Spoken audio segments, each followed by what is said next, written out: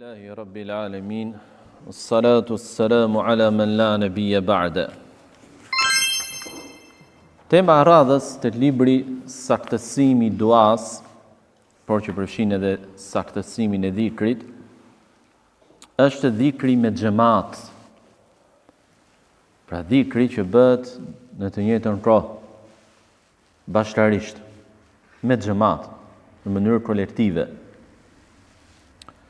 Thot autori se kjo lloj forme apo mënyre e dhikrit apo edhe duas ka përfshirë apo ka hyrë gjerësisht pothuajse të gjitha format e dhikrit dhe duas së lejuar.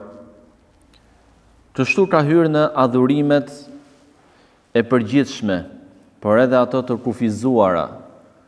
Kuptimi me adhurimet përgjithshme është adhurime që nuk kushtëzohen me ndonjë kohë, me ndonjë vend, me ndonjë gjendje, kurse të kushtëzuara apo të kufizuara janë ato që kanë një shkak, kufizohen. Janë të kufizuara, vetëm për një kohë, vetëm për një gjendje, vetëm në një vend për shembull, siç është dhikri, ose tezbit pas namazit farz në ato formën e tyre nga 33 herë, e tjerë.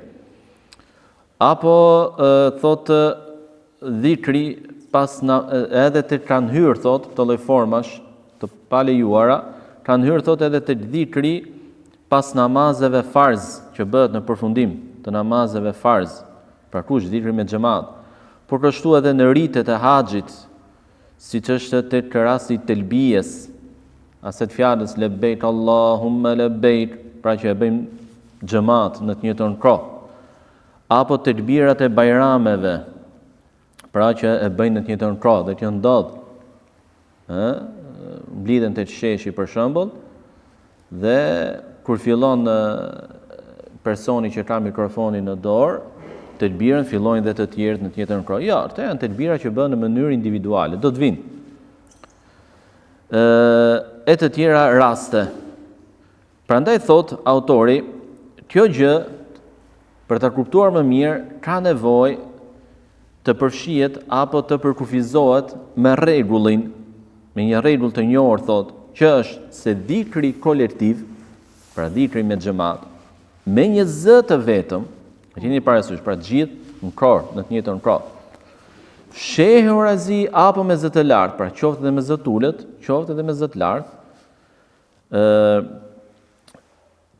për të përsëritur një dhikër të caktuar, qoftë i transmetuar ky dhikër, pra mund të jetë i saktë si shprehje ky dhikër, apo edhe i pa transmetuar, qoftë që bëhet nga të gjithë së bashku, ose mësojnë nga dikush prej tyre. Subhanallah thot njani, subhanallah tjerët, alhamdulillah, alhamdulillah tjerët, kur e mësojnë nga dikush, që pra siç është dhikri të lbirat e bajrameve. Kur kujtohet me thënë e telbir, atëherë kujtohet masa me ba telbir. Ja. Ndalojnë ai, ndalojnë dhe ata. Ja. Duke ngritur duart, apo edhe pa i ngritur ata, autori po përmend format ndryshme. I gjithë ky është një përshkrim apo gjendje që ka nevojë për një bazë të qartë fetare nga Kur'ani apo Suneti. Pra çdo detaj që u përmend këtu ka nevojë të jetë argument nga Kur'ani dhe Suneti që ta marrim si të mirëqen prej fesë. Sepse hyn në adhurim, konsiderohet adhurim, dhe adhurimet ndërtohen mbi argument të saktë dhe ndjekje të saktë, jo mbi shpitje dhe bidate. Atëherë përderisa është adhurim, cila është origjina e adhurimeve? Origjina e adhurimeve është, si me thënë, ndalesa apo përkufizimi, bazimi i tyre në adhurim, në argument. Gjë që do të thotë se çdo adhurim, sado i bukur mund duket ai, sado efekt mund duket që i jep tek njerëzit, nëse nuk ka argument në fe, është i refuzuar. Është i refuzuar. Prandaj çdo kush që një adhurim të ligjësuar, që ka argument, për shembull dhikrin apo duan, e sjell në një formë, në një mënyrë, në një numër, për të cilin nuk ka argument në fe, është i refuzuar. Prandaj thot autori më pas, nga kjo dalim në konkluzion se një gjë e tillë nuk ka bazë në fen e pastër, dhe çdo gjë që nuk ka bazë në fen e pastër është bidat. Prandaj dhikri apo duaja me xhamat janë bidate. Dhe është detyrë për çdo musliman që ndjek të dërguarin e Allahut sallallahu alaihi wasallam që ta lërë një veprim të tillë dhe të tërheqë vërejtjen prej tij dhe ta kufizoj, përqendroj veten e tij me atë që është e ligjësuar. Prandaj thot, për sa i përket duas me xhamat me një zë, sidoqoftë kjo dua e kufizuar apo e pa kufizuar, siç mund të jetë duaja pas përfundimit të leximit të Kur'anit, apo pas përfundimit të mësimit dhe këshillës së mirë, apo pas varrimit të vdekurit, apo në rastet e ngushëllimit, gëzimeve, rasteve, ceremonive për gëzime, apo në rastin e shpërndarjes së sadakave në xhami, apo në shtëpi e vendet e tjera, të gjitha ato janë bidate. Do thoni ju, po bëhet dua kur varroset i vdekurit, bëhet dua kur përfundon mësimi, në xhamat me një zë jemi, ta kuptojmë. Që mos themi, po ti e hoxh, ja do përfundojmë mësimin dhe e bash vetë duan. Çfarë ti që ka, mund të thotë dikush pas leximit të Kuranit, të bëj një dua, me që përfundova një punë të mirë, të bëj edhe një dua se inshallah ka gjasa të pranohet. Nuk jemi në këtë rast, ja.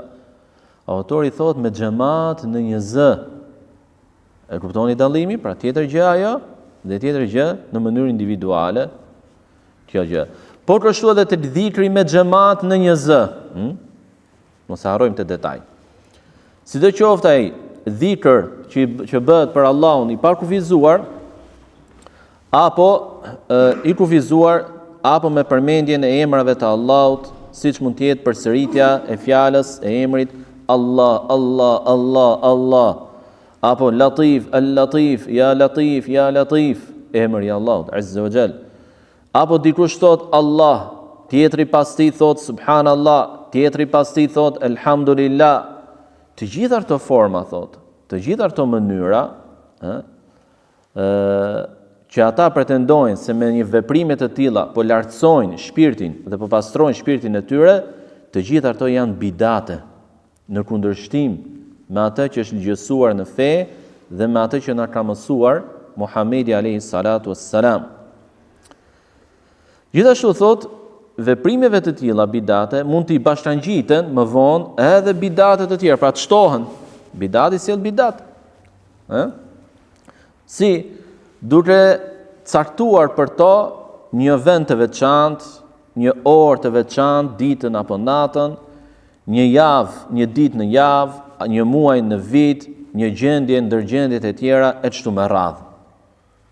Për shembull, çdo xhuma do bëjmë me vlut. Ose çdo natë mas yacis do mblidhemi, mos ikim në si xhamat dhe të bëjmë gjithë 100 herë subhanallah, 100 herë alhamdulillah, 100 herë Allahu akbar.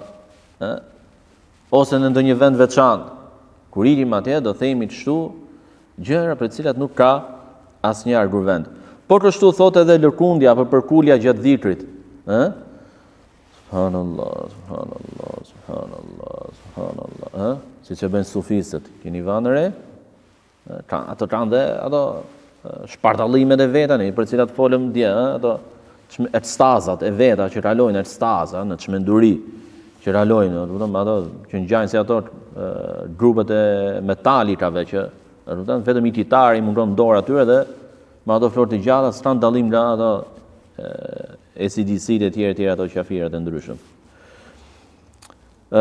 Por kështu thotë rënja sexhe pas dhikrit. Bëjnë dhikr, bëjnë sexhe. Çka argument? Apo leximi i Fatihas për të gjallin apo për të vdekurin, apo ndonjë sure tjetër pas dhikrit. Për shembull, janë disa grupe të humbura, mund t'i keni gjuhë, mund t'i keni rastisur edhe në ndonjë nga xhamit tonë këtu, ku kanë ardhur. Kryesisht janë që vinë, falin namazin edhe bëjnë dhikrin e tjerë, bëjnë sunetet, bëjnë dhikrin, pastaj mjaftojnë me atë, lexojnë dhe ajetin kursi. E kanë si rregull. Pra e bëjnë rregull këtë gjë. E ngjan tjetri xhamati dëgjon, në fund prap dua. Të janë bidate, për cilat nuk ka argument. Apo përfundimi thotë, pra pasi që bërë dhikr, përfundon me fjalën realisht është ajet kuranor, po përdoret edhe si dhikr. Subhana rabbika rabbil izzati amma yasifun wa salamun ala al mursalin walhamdulillahi rabbil alamin, duke bërë të mënyrë të vazhdueshme pas dhikrit. Duke bërë në mënyrë të vazhdueshme pas dhikrit, nuk ka argument. Edhe pse po lexon ajet Kurani. Në momentin që një ajet Kurani apo një sure në Kurani e kushtozon apo e kufizon me një kohë, me një gjendje, me një veprim për të cilin nuk ka argument, konsiderohet risi bidat në fe. Të gjitha këto thot janë në bidate të cilat Allahu nuk i ka lejuar dhe as nuk i ka vepruar i dërguar i tij alayhi salatu wassalam. Dhe as nuk kanë bërë diçka të tillë brezat e parë të mirë nga sahabët, tabiinët dhe të tjerët pas tyre. Gjithashtu thotë edhe dhikri me xhamat që bëhet vetëm me përmendjen e përemrit. Hu, ja hu. Keni ngjuar sufistët, subhanallahu. Kanë për qëllim Allahun, ai. Ndërkohë që profeti alayhis salam thotë kush thot la ilaha illallah ose kush thot subhanallah, nuk thot hu, kush thot hu. A është madhërim për Allahun ky? Pra të lesh përmendjen e emrit të Allahut dhe ta thrasësh vetëm me emër vetor. Pastaj nuk mjaftojnë me kaq, po e bëjnë në një formë ku sillen edhe rrotull dikujt, apo të rrotull një vendi. Hu. Në një formë që të fusin frikë, edhe një gjendje që s'ta pranon as natyra, vëlla. Jo më ajo dituri që mund të kesh nga suneti, por edhe natyra nuk ta pranon. Ç'është feja është kjo? Bërt baka njeriu si i çmend. Sikur po lef. A është feja, a është ky udhëzimi i më të lartit njeri Muhamedit alayhi salatu wassalam, më të pastrit. Shëmbëltyrës më të mirë të njerëzimit. A mund të jenë të veprime shumë anormale të jenë fe e tij? Të gjitha këto thot janë bidate. Pastaj thot autori një temë tjetër që është parathënie e një varg tema shumë të rëndësishme që kanë të bëjë gjithashtu me dhikrin, thot ka të bëjë me mënyrën e dhikrit. Mënyrën e dhikrit. Dhe kjo thot ka dy nën tema. E para, bërja e dhikrit me anamil. To mollzat, me mollzat. Bërja kjo është mënyra e parë, bërja e dhikrit me mollzat. Në çfarë mënyrë bërja e dhikrit? Numërimi, subhanallah, alhamdulillah, ose la ilaha illallah wahdahu la sharika lahu lahul mulku wa lahul hamdu wa ala kulli shay'in qadir, apo dhikra të tjerë. Gjithashtu thotë edhe me gishtat e dorës. Pra dhikri vëllezër, kur duam ta numërojmë, bëhet ose me mollzat, dhe kjo vjen nga kuptimi i hadithit profetit alayhis salatu wasallam, innahun mustantiqat, ato do të jenë folse, pra do të dëshmojnë, por bëhet edhe me gishta. Subhanallah. Nëse e bën me një dorë, me djatën, e bën kështu, subhanallah, e ke kështu, subhanallah,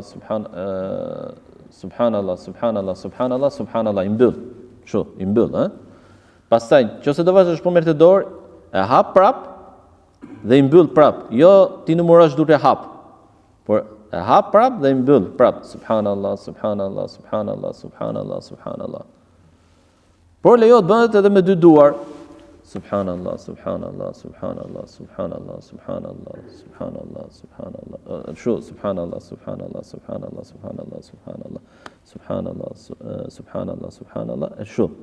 I numëron. Lejohet edhe me mollzat, Lejohet edhe me dishat në formën që treguam, pra i tet hapura dhe i mbyll. Pastaj kur e bën me një dorë dhe deri kthesh, e hap dorën dhe fillon prapë dhe i mbyll. Qartë? Dhe nuk ka, dhe kjo është forma dhe jo në ndonjë formë tjetër, thot. Ka për qëllim ato ruazat që ne i themi tasbih. Do të vijaje, do të jetë temë kur autori do na tregojë edhe historikun, origjinën nga kanë ardhur. Si kanë hyrë tek muslimanët, kush janë të parët që i kanë përdorur në adhurimet e tyre. Dhe të gjë kanë vepruar edhe sahabët dhe ata pas tyre. Çfarë? E bëni dhikrin me duar, me gishta, me molza, dhe jo me diçka tjetër. Dhe kjo është ajo mënyrë që është trashëguar në ummet. Pra që dietarët, besimtarët e ditur të mirë e kanë trashëguar këtë lloj formet udhëzimit të profetit alayhis salatu wassalam. Dhe gjithashtu thotë tregohet në udhëzimin e profetit alayhis salatu wassalam dhikri që robi bën për Zotin e tij me fjalët me tehlil, me tehlil, la ilaha illallah, me tasbih, që është fjala subhanallah, me tekbir, që është fjala Allahu akbar, me hamd, që është fjala alhamdulillah, me ta'dhim, që mund të jenë subhanallah al-azim, e format e tjera që vijnë në dy lloje, të përgjithshme, pra të pakufizuara, të pakushtëzuara, që mund të bëhen në çdo kohë, në formë të ndryshme, pa e kufizuar në një formë. Si sot Allahu i lartësuar, o dhakirin Allaha kathira, o dhakirat, dhe ata që e përmendin Allahun shumë dhe ato që e përmendin Allahun shumë, pra si meshkujt dhe femrat. Dhe thot Allahu i lartësuar, ja eyyuhalladhina amanu dhkurullaha dhikran kathira, o besimtar përmendini Allahun shumë, pra bëni shumë dhikr. Dhikr i pa kufizuar. Idën nga xhamia në shtëpi dhikr, nga shtëpia në xhami dhikr, nga shtëpia në punë dhikr, nga puna në shtëpi dhikr. Dash fjalë vetëm subhanallah, dash vetëm alhamdulillah, dash të gjitha bashkë. Ky është qëllimi i pa kufizuar, i pa kushtëzuar, i përgjithshëm. Qoftë në numër, qoftë në llojin e dhikrit që zgjedh e tjerë. Dhe ai që është i kufizuar në llojin e tij ose në numrin e tij ose në kohën e tij, siç mund të jetë thot me një gjendje, me një kohë, me një vend, dhe më së shumti dhikrat që kanë ardhur në një gjendje të tillë, pra të kufizuar, janë ata që arrin deri në 100.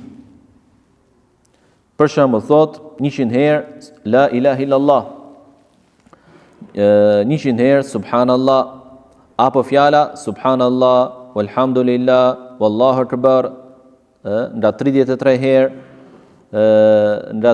herë, dhe duke i bërë 100 me fjalën në fund la ilaha illallah. Qartë, nga 33 bjen 99 plus të 100. Apo siç edhe ka ardhur, duke i thënë këto nga 33 herë, por fjalën Allahu akbar 34 herë dhe bëhet 100.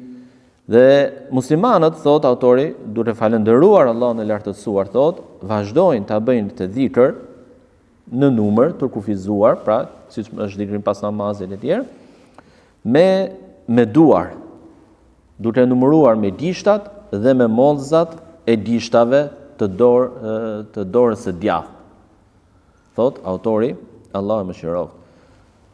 Pa pasur nevojë të përdorin ndonjë mjet tjetër, qofshin gura, bërthama, subha është tesbihu që i themin ato rruzat, të renditura, apo ndonjë mjet tjetër. Sot kanë dalë ato me numërim. Praf. Janë ba dhe unaza. Këtu hyn pastaj hyn ajo fantazia e tregtarit, që si të përdoj diçka që i mungon ti tregu, ti bëj diçka. Dhe ai nuk hulumton, dhe as nuk i intereson, ka bazë fetja apo jo. Prandaj është detyrë muslimanit që, si sa autori, gjithmonë ta kufizoj, ta përmbledh, ta përqendroj veten e tij vetëm në atë që është e ligjësuar. Se kjo është fe. Sepse diçka e tillë thotë është në përputhje me lehtësinë e Islamit. Cila është? Me duart, me ato që i ti gjithmonë me vete. Pa që nevoja të kërkosh në një mjet. Hajde tash të majmë në xhep nga 33 gura, hajde të majmë të spi në xhep, të blejmë o bobo stram të spi, shpejt porosi. Të spit kushet, atje të rrura Kavajës kushet, ka në një atje paf shpejt porosi, bjerë me autobus, vjen namazi, e stram me çat bajt të spi. Ja. Apo me mënyrat e tjera. Dhe gjithashtu thotë, kjo gjë është në përputhje edhe me udhëzimin e profetit alayhi salatu wassalam, i cili e bënte dhikrin në forma të tilla. Kjo është ajo që thotë në mënyrë përgjithshme autori, para se ty pra ta shtjelloj këtë çështje, ku tema e radhës dhe që do jetë inshallah në netet në vazhdim, është numërimi me tesbih, me rruzat. Numërimi me tesbih. Dhe thot fillimisht autori është bërë një debat i gjatë në lidhje me këtë çështje, dhe unë shpresoj që të arrijë ta shtjelloj sakt këtë gjë për hir të Allahut të lartësuar. Subhanakallahumma bihamdika ashhadu an la ilaha illa anta astaghfiruka wa atubu ilayk.